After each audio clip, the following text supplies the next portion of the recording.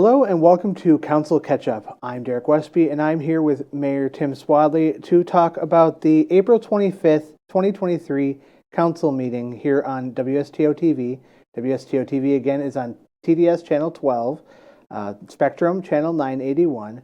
We are on Roku, Apple TV, Fire TV, Android phone, iPhone, YouTube, Facebook, and Twitter. There's a lot of ways you can get in contact with WSTO. So we're going to get into, we're going to touch on the reorg meeting from April 18th. And so we had some new alders start and then appointment of council president and vice president. Do you want to talk about that? Sure.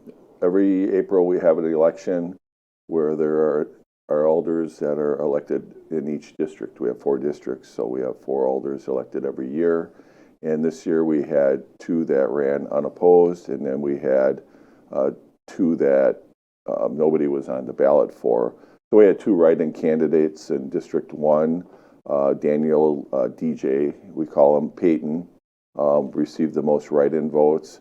And in District 4, Jonathan Sherlucky was the leading write-in vote getter with 5 votes, and they both accepted the position. And then we have a reorganizational meeting, and at that meeting, that's when the committee assignments are given out, and the council president and vice president are chosen by their peers.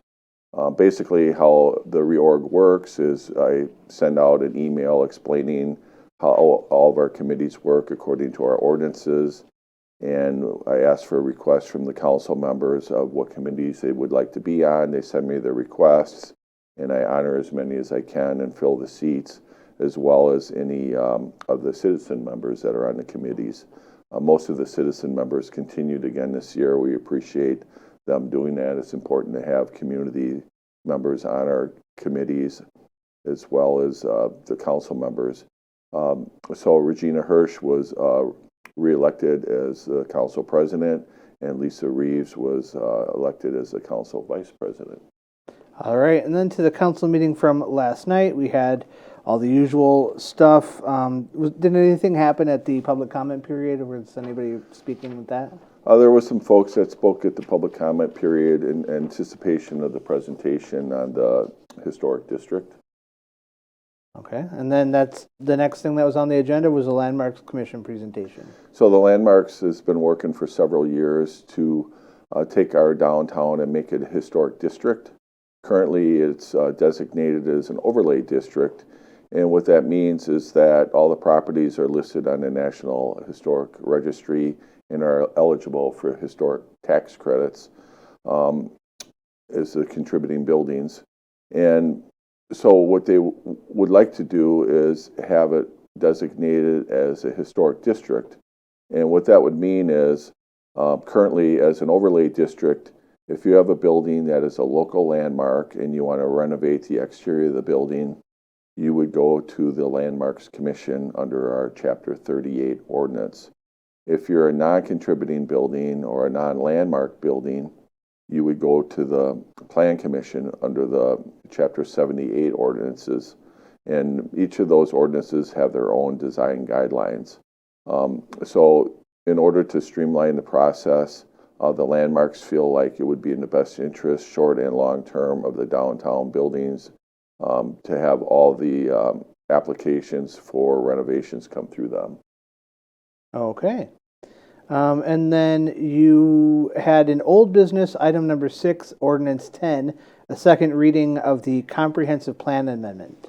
So the comprehensive plan amendment, as we mentioned at the last meeting, is for STI, which is Stoughton Trailers Incorporated. And what they're doing is they purchased the land out on the corner of 51 and Highway B, all the way back toward Sand Hill School. And the comprehensive plan that was in place was based on a design that was put together when the Linroods owned the property, when Super Walmart was planning on building there many years ago. And what we wanted to do is basically modify the comprehensive plan and customize it for the development that Stoughton Trailers is putting together. There was one amendment, and the amendment was to widen one of the main roads, or one of the main right-of-ways there. Typically on a collector street, which is like a main road, like Roby Road was the example we use, we have a 80-foot right-of-way. and there was an amendment to make that right away on that road 100 feet, which gives us more flexibility for road width, sidewalks, off-road trails, or terrace space for maybe bigger trees. So that was amended. Otherwise, the plan was approved. All right. And then the first reading to establish a downtown historic district, which we talked about, was item number 8. And then item number 9, Resolution 65, the creation of an irrevocable firefighters pension trust fund. Yeah, so our director, Eilinger, has been working with the firefighters pension board, and they meet periodically. And one of the things that we discovered is we really didn't have a separate endowment fund, if you would, set up for the firefighters pension. The money really should be separate on our books, so we can make sure that the money is distributed and what it was intended for and not mixed in with some of the other funds in our balance sheets. So they've been working on that, and the next step would be to work on investing those funds that are in there so we can maximize the amount of pension that are available to those that are volunteers for our firefighters. All right, and item number 10, Resolution 66, was a resolution between the City of Stoughton and the Stoughton area, or the Friends of the Stoughton Area Youth Center, for the use of a passenger van. Yeah, so a couple of years ago, we wrote a grant. It was, related to some COVID funding to purchase a passenger van for the youth center, and the city buys our vehicles through a state program, so we get discounts on our vehicles, and we set up a lease arrangement with the Friends of the Youth Center for the van.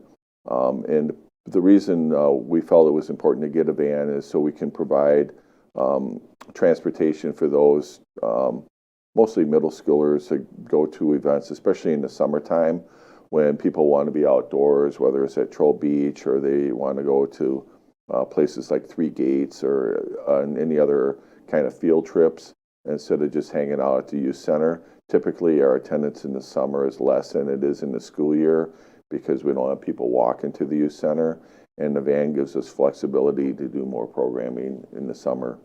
All right, and the last agenda item, Resolution 67 of 2023, was to authorize the Director of Parks and Recreation to apply for a 2023 Wisconsin Department of Natural Resources Stewardship Local Units of Government Federal Land and Water Conservation Fund and Recreational Trails Grant Program for the Riverfront Development Phase 3.